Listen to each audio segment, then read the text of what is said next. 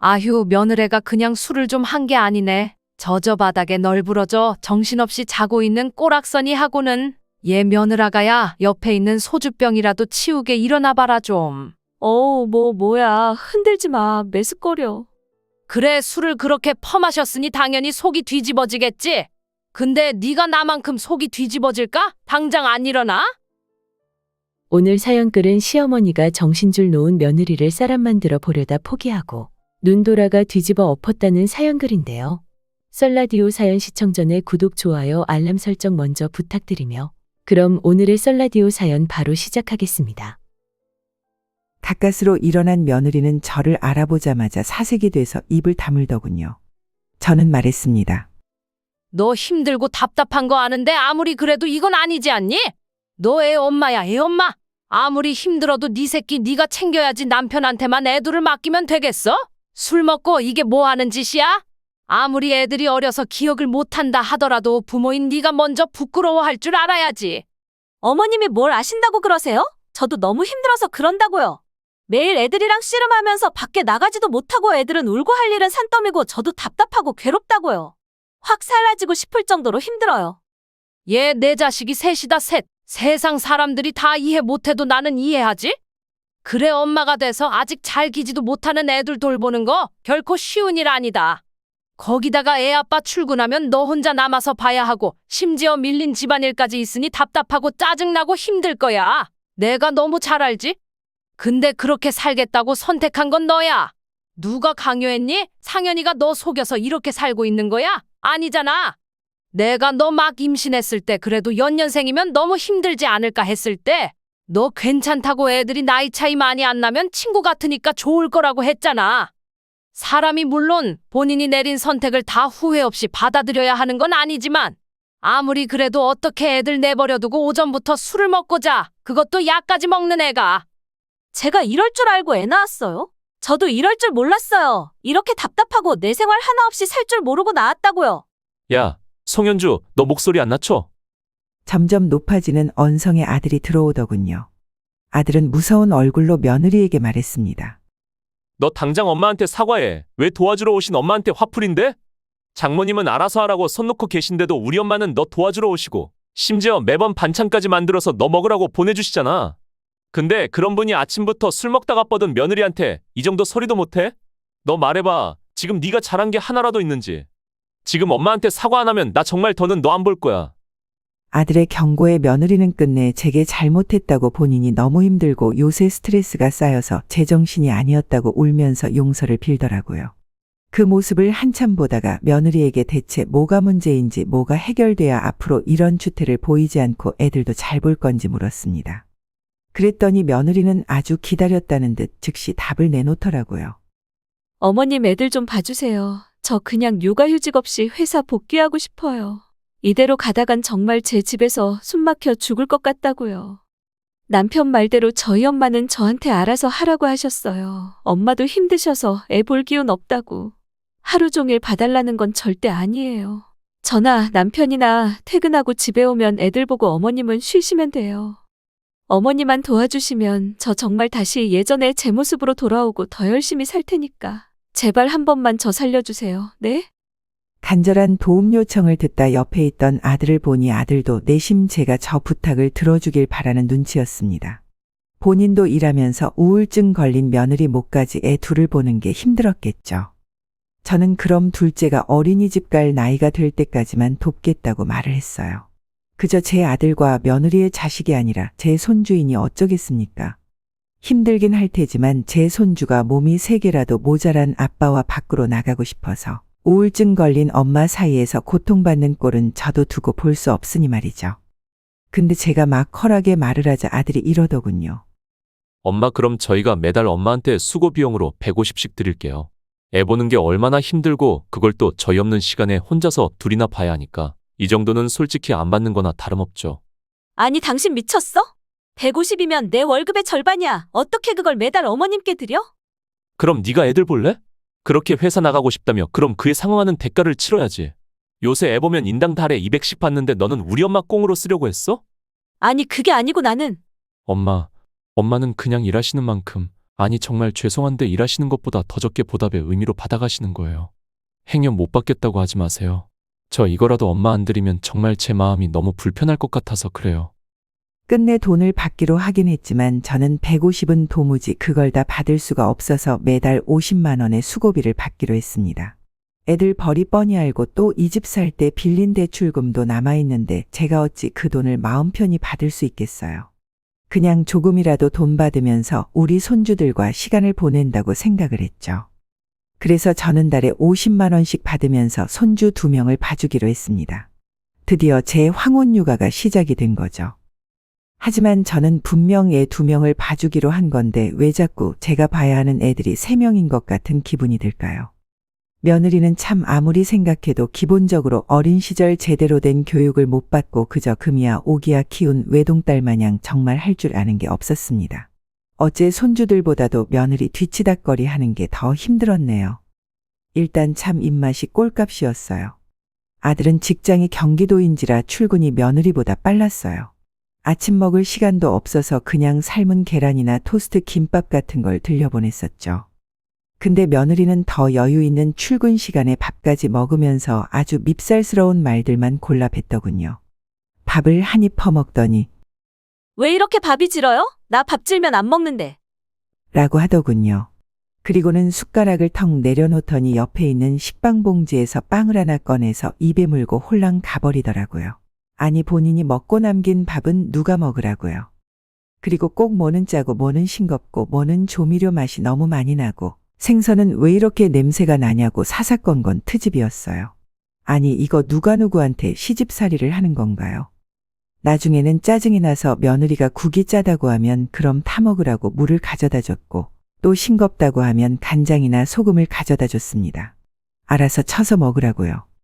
또 밥이 또 질다 되다라고 하면 며느리가 미리 사둔 즉석밥을 던져주면서 돌려라 이분이다 라고 했네요. 하지만 이것보다도 저를 화나게 한 건 바로 며느리의 입고 있던 옷을 허물처럼 벗어서 그 자리에 그대로 두는 버릇이었습니다. 아니 무슨 뱀이냐고요. 대체 무슨 취미이길래 본인이 입었던 옷들 그냥 바닥에 두냐는 말입니다.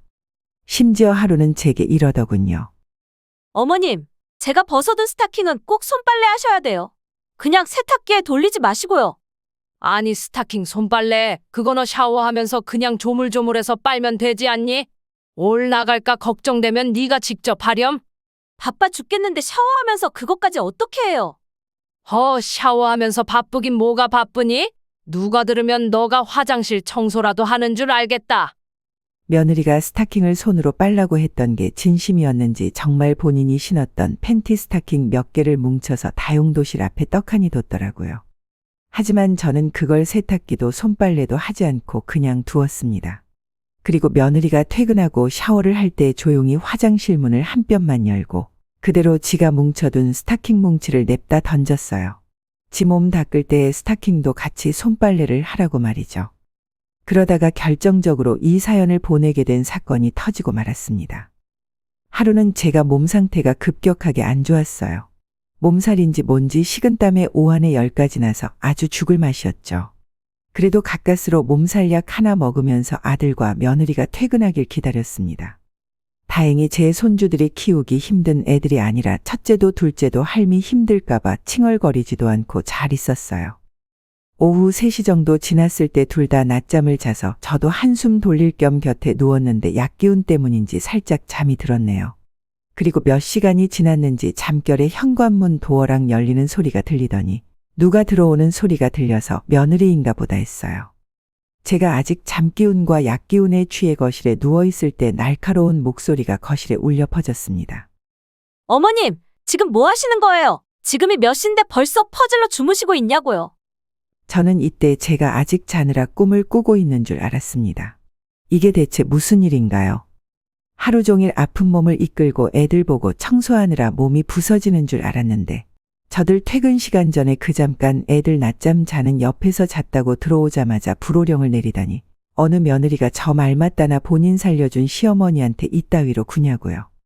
며느리의 앙칼진 목소리에 자던 애들도 깨서 울기 시작하고 저는 자다 깨서 얼른 애들을 어르고 달래서 방 안으로 데려다 둔 다음에 며느리에게 말했습니다. 너 지금 뭐라고 했냐? 뭐 퍼질러 자? 그게 며느리가 시어미한테 할 소리냐? 아무리 네가 경우가 없고 예의가 없는 애라고 해도 너 대신 네 새끼들 봐준 나한테 어떻게 말을 그따위로 해?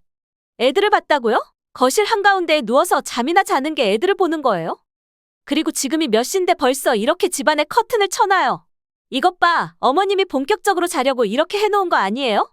아직 음식 냄새 하나 안 나는 걸로 봐서 아직 저녁 식사 준비도 안 하셨고요. 청소는 뭐 아침이랑 달라진 게 하나도 없네요. 진짜 아무리 가족이라고 해도 돈 받는 값어치는 확실히 하셔야죠. 뭐 값어치? 야, 너나 인간 값어치 해라. 양심도 없는 게 그렇게 도와달라고 제발 애들 좀 봐달라고 빌던 게 하다 이제 갑질을 하려고 하네. 얼마나 밖에서 대접을 못 받고 살았으면 고작 시어미한테 50만 원 주면서 이렇게 갑질을 해. 갑질은 시어머니라고 돈 받으면서 일도 제대로 안 하는 어머님이 하는 게 갑질이고요. 말이 나와서 하는 말인데 어머님 요새 진짜 너무 하시는 거 알아요? 화장실에는 며칠째 물때가 안 없어지고 음식도 매일 똑같은 반찬에 똑같은 찌개만 내놓으시고 심지어 제일 기본적인 청소도 제대로 안 하시잖아요. 어머님, 혹시 젊어서 막 결혼하셨을 때도 이러셨어요?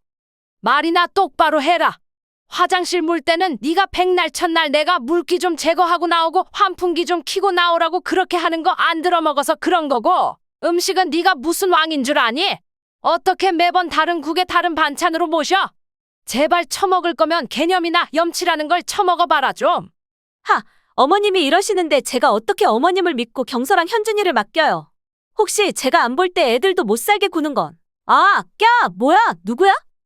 저도 며느리도 서로 따지고 고함을 지르느라 정신이 없었나 봅니다. 집에 누가 들어오는지도 몰랐다니. 며느리가 되도 않는 억지를 부리면서 소리를 지르다가 갑자기 찢어지는 것 같은 비명을 지르게 된 건 다름 아닌 퇴근하고 집에 들어온 아들이 며느리의 머리채를 뒤에서 사정없이 잡아버려서였어요. 잡힌 며느리도 놀라고 바로 눈앞에서 며느리 머리가 360도 회전을 하게 된 광경을 보게 된 저도 놀랐죠. 단 하나 조금도 놀라지 않은 표정의 아들은 며느리의 머리채와 더불어서 어깨 쭉지 쪽 옷자락을 잡으면서 말했어요. 야, 우리 엄마가 네 식모야? 네 노예냐고. 거지처럼 도와달라고 할 때는 언제고 네가 뭐라도 되는 양 사람을 부려. 우리 엄마가 왜 이 집 청소를 해야 되는데? 도대체 왜 남의 호의나 배려를 당연한 것처럼 여기는 거야? 네가 뭐라고? 청소를 제대로 안 해. 그래, 이 김에 시원하게 청소해보자. 너같이 인성 더러운 쓰레기는 그냥 걸레 쪼가리처럼 다뤄야 돼. 아들은 붙잡고 있던 며느리가 방바닥에 쓰러지자마자 잘 됐구나 하며 붙들은 며느리의 머리카락과 옷자락을 이리저리 끌고 다니기 시작했어요. 마치 커다란 손걸레로 바닥을 훔치듯 말이죠. 며느리의 비명소리는 점점 커졌고 저는 더 이상 보고만 있을 수 없어서 아들을 뜯어말렸어요. 아무리 맞을 만한 짓을 저질렀어도 제 아들이 폭력을 휘두르는 꼴은 도저히 못 보겠더라고요.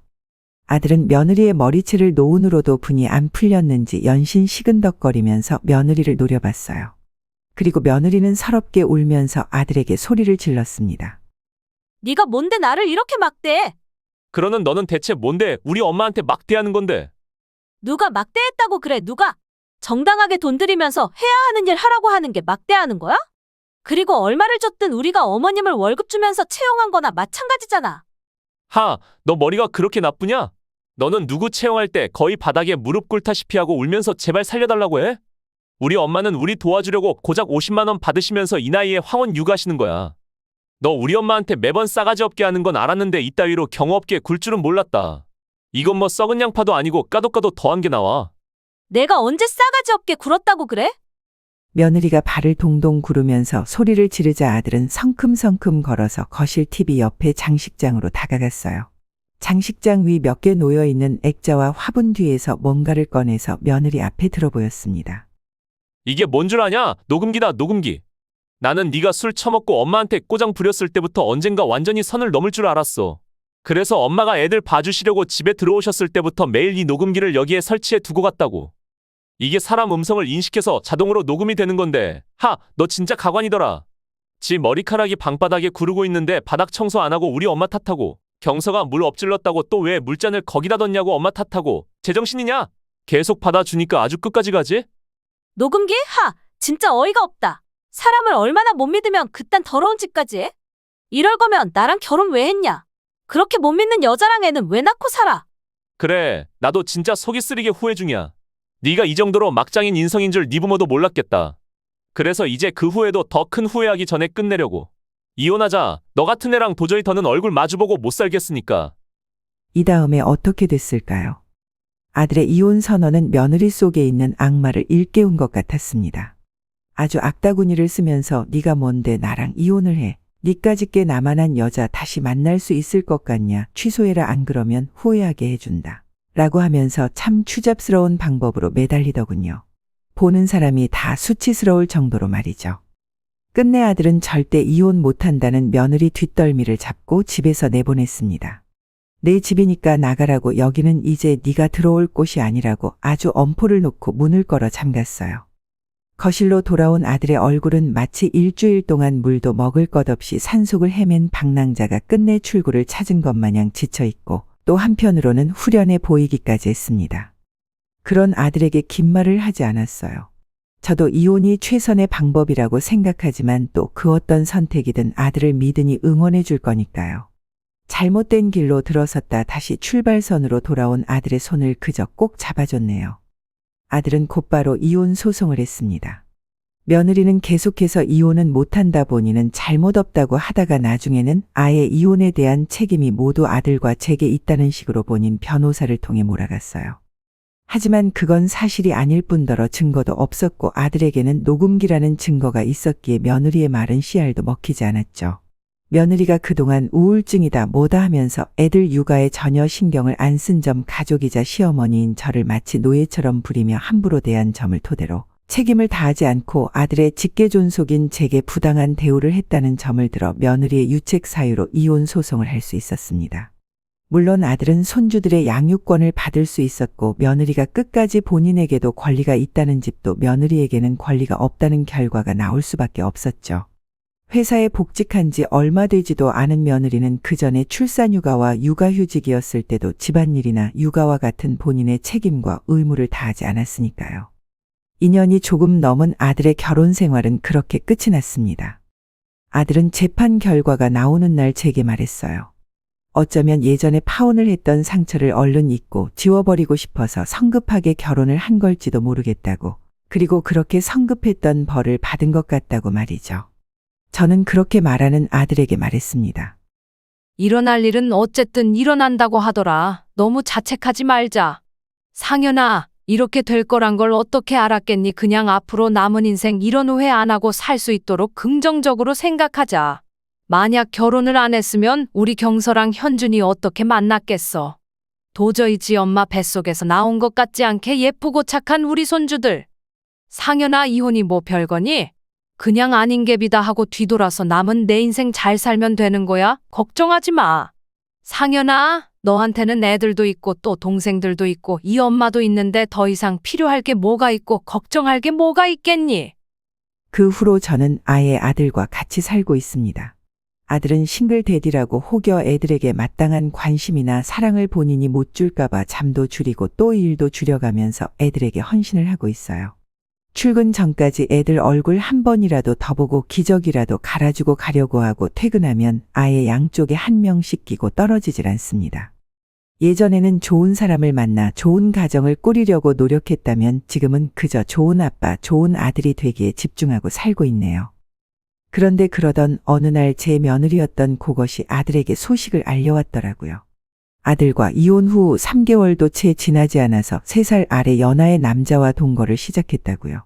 심지어 그 남자와 약혼을 한다고 와서 축하하고 싶으면 하라고 아들을 초대까지 했더군요. 아니 이게 말이나 되나요? 처음에는 이게 세대 차이인 줄 알았네요. 아, 젊은 애들은 이럴 수도 있나 하고요. 근데 그것이랑 동년배인 우리 막내딸도 미친 거 아니야? 여기가 무슨 헐리우드인 줄 알아? 가짜는 게 무슨 약혼식을 한다고 오라가라야? 라고 불을 뿜는 것처럼 욕을 하더군요. 와, 정말 처음부터 끝까지 그냥 정상이 아닌 인간이었습니다. 그리고 또 이게 끝이 아니었죠.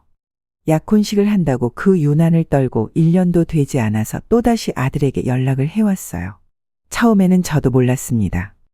하루는 식탁 위에 있던 아들의 휴대폰이 계속 같은 번호로 울리길래 둘째를 재우던 아들에게 물었죠.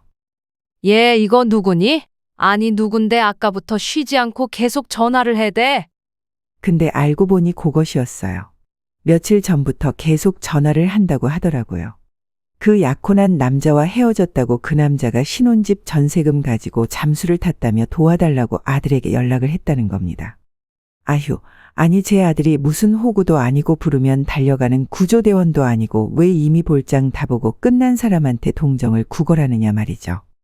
근데 그래도 아들이 넘어오지 않고 무시만 하자 이제는 애들이 보고 싶다고 제발 애들 좀 보여달라고 한다고 하더라고요. 근데 저나 아들이 미쳤나요? 그것을 굳이 우리 손주들에게 보여주게요. 안 그래도 아들하고 차라리 애들이 엄마가 어떤 인간인지 기억도 못하게 어릴 때 헤어진 게 참 잘 됐다고 했었는데 있을 때는 모른 척하던 엄마도 아닌 그것에게 애들을 보여줄 순 없죠. 그리고 또 그것은 어차피 이혼하고 단 한 번도 양육비를 지급한 적도 없어서 의무도 다하지 않았으니 권리도 없습니다. 그리고 만약 끝까지 지가 뭐 결혼 사기를 당했네 폐인 생활을 하네 하면서 양육비 지급을 안 한다면 나중에는 국가적으로 받을 수 있는 방법을 써서 받을 예정입니다. 앞으로 싱글 대디로서 살아갈 제 아들의 앞날에 따뜻한 응원 댓글 부탁드리며 썰라디오에 전달한 제 사연을 여기서 마치겠습니다. 감사합니다. 오늘의 썰라디오 사연글에 여러분의 소중한 댓글 참여 기다리면서 구독, 좋아요, 알람 설정 해주시면 매일 새로운 사연으로 만나실 수 있습니다. 늘 건강하시고 행복하세요. 감사합니다.